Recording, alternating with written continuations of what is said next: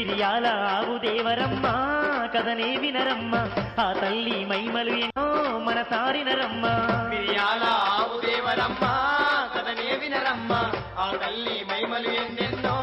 మన సారినరమ్మ నీదానం పాటిలో తల్లి నిండుగా వెలసి ఉన్నాదంట మిరియాల ఆవు దేవరమ్మ కథనే వినరమ్మ ఆ తల్లి మైమలు ఎన్నెన్నో మన సారినరమ్మ మిరియాల ఆవు దేవరమ్మ